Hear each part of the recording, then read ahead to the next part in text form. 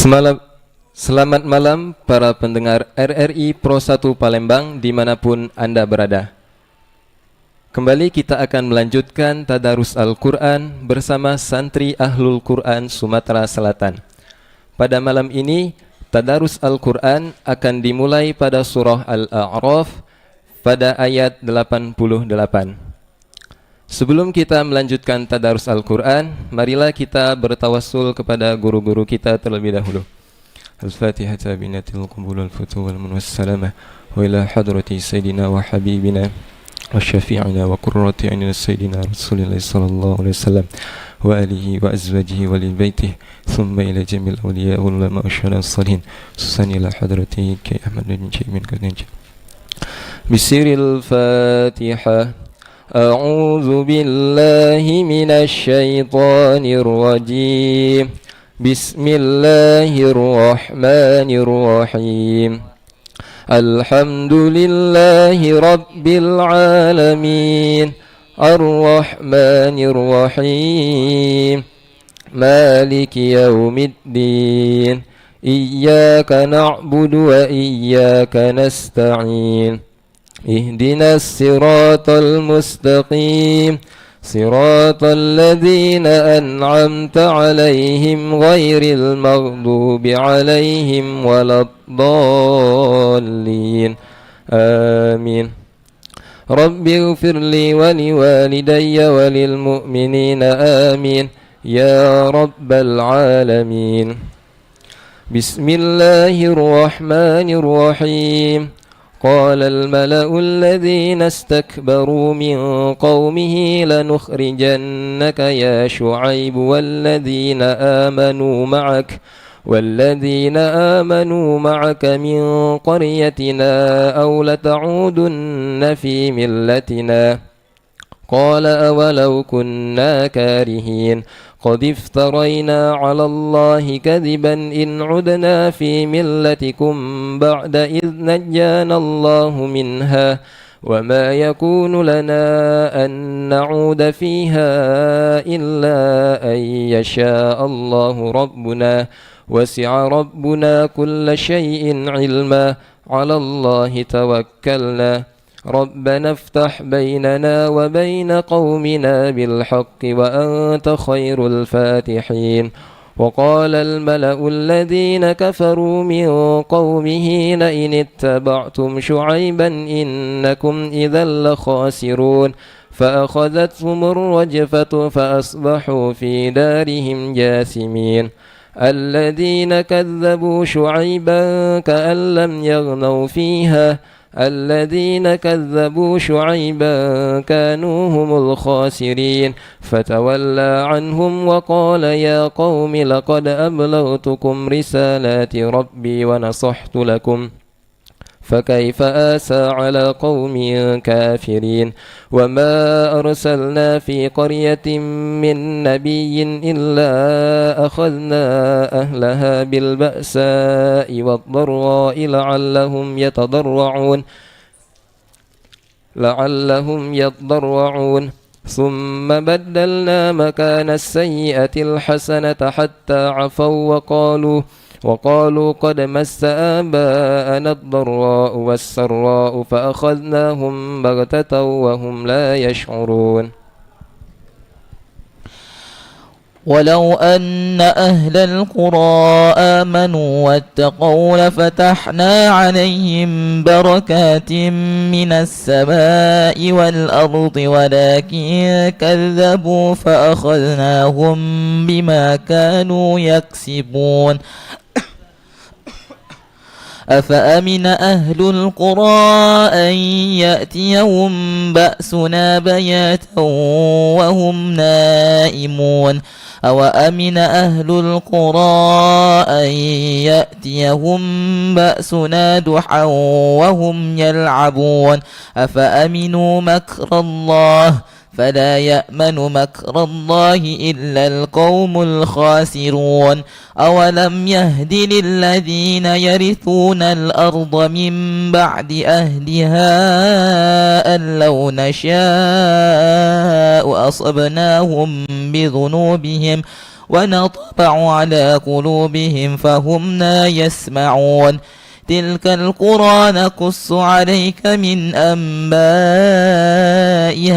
ولقد جاءتهم رسلهم بالبينات فما كانوا ليؤمنوا بما كذبوا من قبل كذلك يطبع الله على قلوب الكافرين وما وجدنا لأكثرهم من عهد وإن وجدنا أكثرهم لفاسقين ثم بعثنا من بعدهم موسى بآياتنا إلى فرعون وملئه فظلموا بها فانظر كيف كان عاقبة المفسدين وقال موسى يا فرعون إني رسول من رب العالمين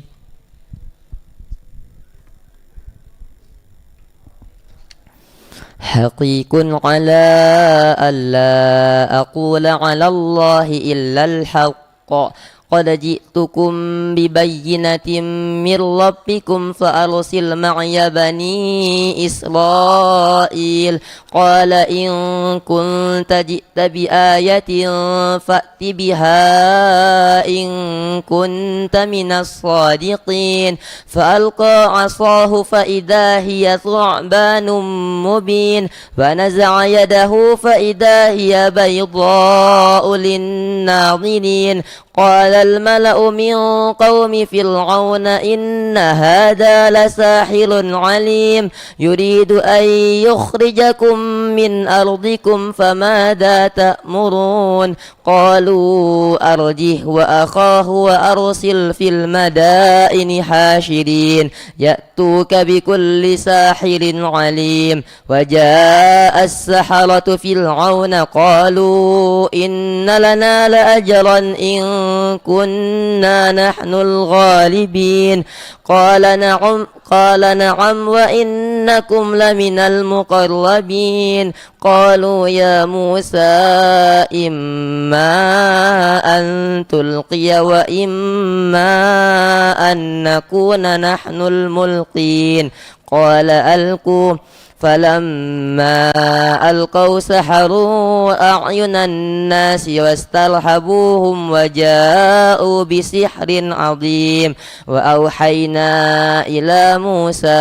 أن ألق عصاك فإذا هي تلقف ما يأفكون فوقع الحق وبطل ما كانوا يعملون فغلبوا هنالك وانقلبوا صاغرين وألقي السحرة ساجدين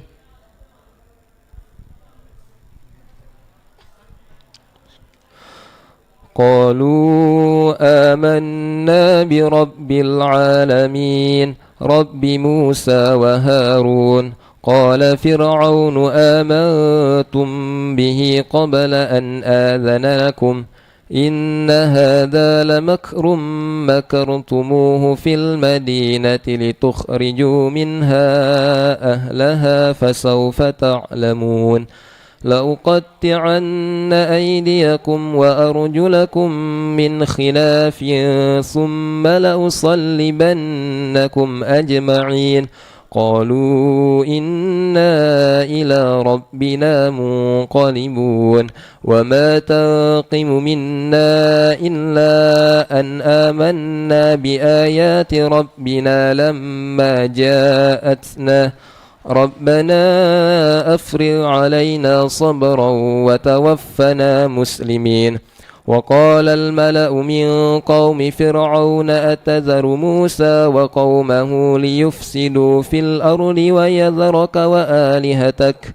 قال سنقتل أبناءهم ونستحيي نساءهم وإنا فوقهم قاهرون قال موسى لقومه استعينوا بالله واصبروا إن الأرض لله يورثها من يشاء من عباده والعاقبة للمتقين قالوا أوذينا من قبل أن تأتينا ومن بعد ما جئتنا قال عسى ربكم أن يهلك عدوكم ويستخلفكم في الأرض فينظر كيف تعملون ولقد أخذنا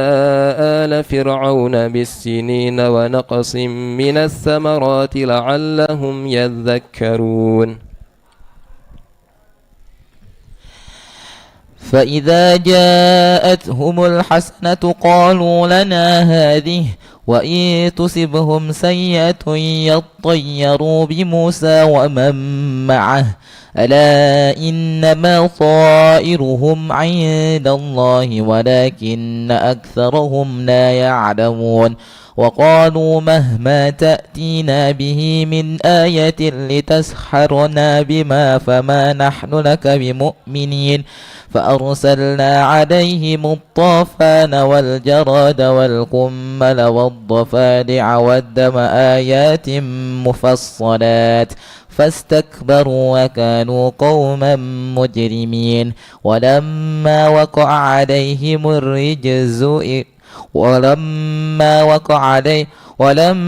وقع عليهم الرجز قالوا يا موسى ادع لنا ربك بما عهد عندك لئن كشفت عنا الرجز لنؤمنن لك ولنرسلن معك بني إسرائيل فلما كشفنا عنهم الرجز إلى أجل هم بالغوه إذا هم ينكثون فانتقمنا منهم فأورقناهم في اليم بأنهم كذبوا بآياتنا وكانوا عنها غافلين وأورثنا القوم الذين كانوا يستضعفون مشارق الأرض ومغاربها التي باركنا فيها وتمت كلمة ربك الحسنى على بني إسرائيل بما صبروا ودمرنا ما كان يصنع فرعون وقومه وما كانوا يعرشون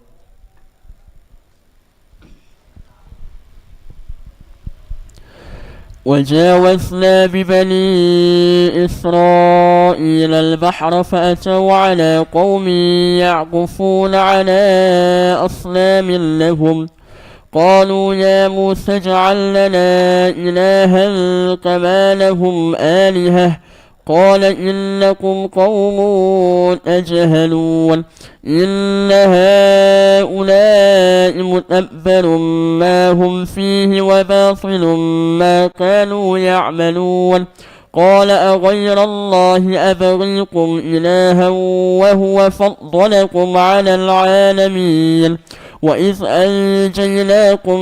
من آل فرعون يسومونكم سوء العذاب يقتلون أبناءكم ويستحيون نساءكم وفي ذلكم بلاء من ربكم عظيم وواعدنا موسى 30 ليلة وأتممناها ب10 فتم ميقات ربه 40 ليلة وقال موسى لأخيه هارون اخلفني في قومي وأصلح ولا تتبع سبيل المفسدين ولما جاء موسى لميقاتنا وكلمه ربه قال رب أرني أنظر إليك قال لن أراني ولكن انظر إلى الجبل فإن استقر مكانه فسوف تراني فلما تجلى ربه للجبل جعله دكا وخر موسى صعقا فلما أفاق قال سبحانك تبت إليك وأنا أول المؤمنين قال يا موسى إني اصطفيتك على الناس برسالاتي وبكلامي فخذ ما آتيتك وكن من الشاكرين وكتبنا له في الألواح من كل شيء موعظة وتفصيلا لكل شيء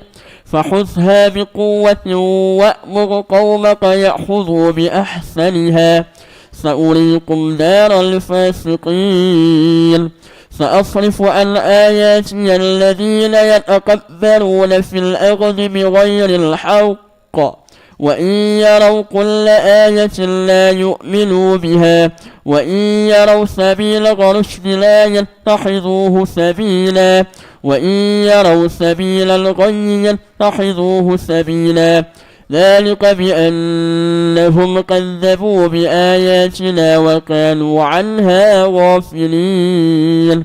والذين كذبوا بآياتنا ولقاء الآخرة حبطت أعمالهم هل يجزون إلا ما كانوا يعملون واتخذ قوم موسى من بعده من حليهم عجلا جسدا له خوار ألم يروا أنه لا يكلمهم ولا يهديهم سبيلا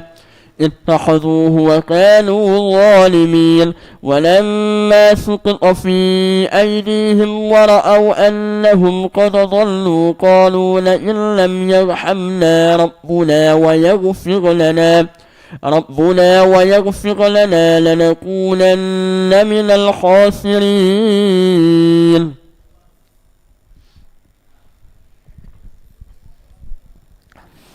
ولما رجع موسى إلى قومه غضبان أسفا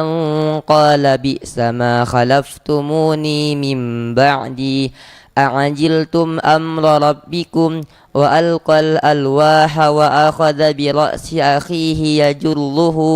إليه قال ابن إن القوم استضعفوني وكانوا يقتلونني فلا تشمت بي الأعداء ولا تجعلني مع القوم الظالمين قال رب اغفر لي ولأخي وأدخلنا في رحمتك وأنت أرحم الراحمين إن الذين اتخذوا العجل سينالهم غضب من ربهم وذلة في الحياة الدنيا وكذلك نجزي المفترين والذين عملوا السيئات ثم تابوا من بعدها وآمنوا إن ربك من بعدها لغفور رحيم ولما سكت عن موسى الغضب أخذ الألواح وفي نسختها هدى ورحمة للذين هم لربهم يرهبون واختار موسى قومه 70 رجلا لميقاتنا فلما أخذتهم الرجفة قال رب لو شئت أهلكتهم من قبل وإياي أتهلكنا بما فعل السفهاء منا إن هي إلا فتنتك تضل بها من تشاء وتهدي من تشاء أنت ولينا فاغفر لنا وارحمنا وأنت خير الغافرين واكتب لنا في هذه الدنيا حسنة وفي الآخرة إنا هدنا إليك قال عذابي أصيب به من أشاء ورحمتي وسعت كل شيء فسأكتبها للذين يتقون ويؤتون الزكاة والذين هم بآياتنا يؤمنون الذين يتبعون الرسول النبي الأمي الذي يجدونه مكتوبا عندهم في التوراة والإنجيل يأمرهم بالمعروف وينهاهم عن المنكر ويحل لهم الطيبات ويحرم عليهم الخبائث ويضع عنهم إصرهم والأغلال التي كانت عليهم فالذين آمنوا به وعزروه ونصروه واتبعوا النور الذي أنزل معه أولئك هم المفلحون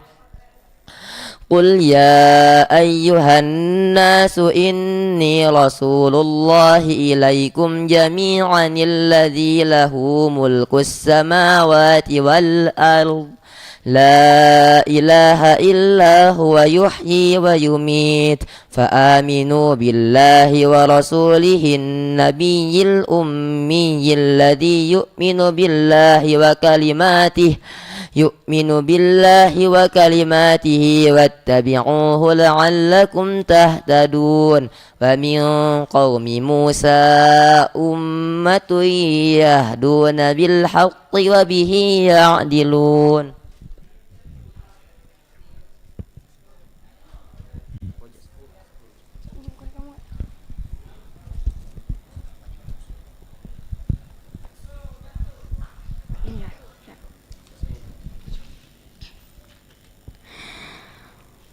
وقطعناهم اثنتي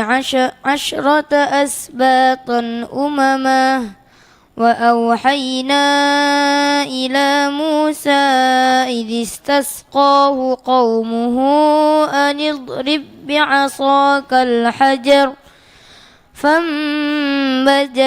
منه 12 عينا قد علم كل أناس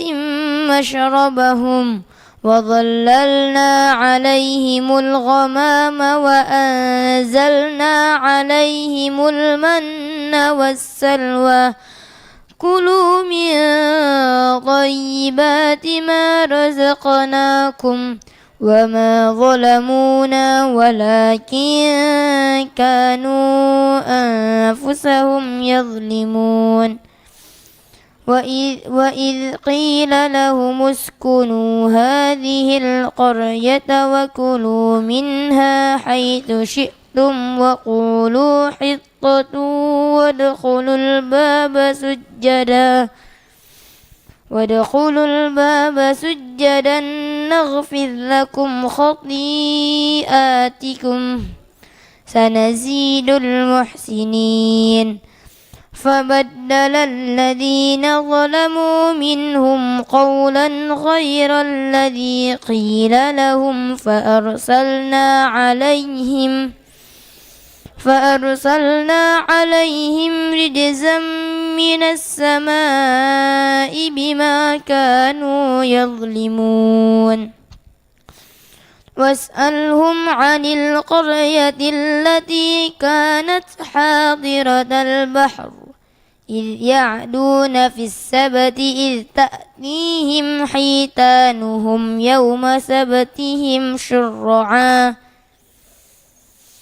إذ يعدون في السبت إذ تأتيهم حيتانهم يوم سبتهم شرعا ويوم لا يسبتون لا تأتيهم كذلك نبلوهم بما كانوا يفسقون وإذ قالت أمة منهم لم تعظون قوما الله مهلكهم أو معذبهم عذابا شديدا قالوا معذرة إلى ربكم ولعلهم يتقون فلما نسوا ما ذكروا به أنجينا الذين ينهون عن السوء وأخذنا الذين ظلموا بعذاب بئيس بما كانوا يفسقون فلما عتوا عما نهوا عنه قلنا لهم كونوا قردة خاسئين وإذ تأذن ربك ليبعثن عليهم إلى يوم القيامة من يسومهم سوء العذاب إن ربك لسريع العقاب وإنه لغفور رحيم وقطعناهم في الأرض أمما منهم الصالحون ومنهم دون ذلك وبلوناهم بالحسنات والسيئات لعلهم يرجعون فخلف من بعدهم خلف ورثوا الكتاب يأخذون أرض هذا الأدنى ويقولون سيغفر لنا وإن يأتهم أرض مثله يأخذوه ألم يؤخذ عليهم ميثاق الكتاب ألا يقولوا على الله إلا الحق ودرسوا ما فيه والدار الآخرة خير للذين يتقون أفلا تعقلون والذين يمسكون بالكتاب وأقاموا الصلاة إنا لا نضيع أجر المصلحين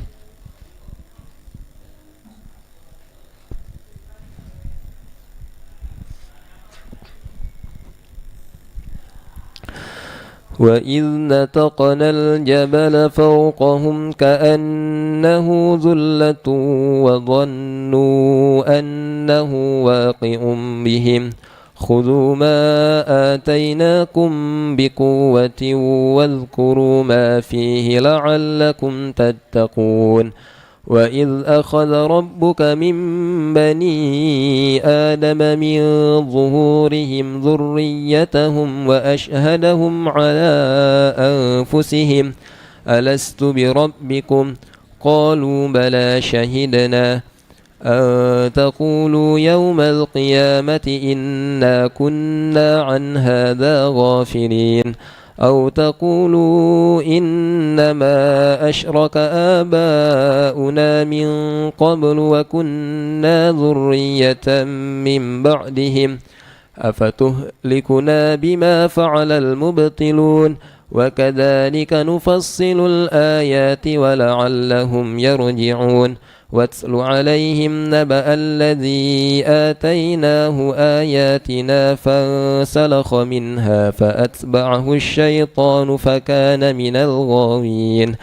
ولو شئنا رفعناه بها ولكنه أخلد إلى الأرض واتبع هواه فمثله كمثل الكلب إن تحمل عليه يلحث أو تتركه يلحث ذلك مثل القوم الذين كذبوا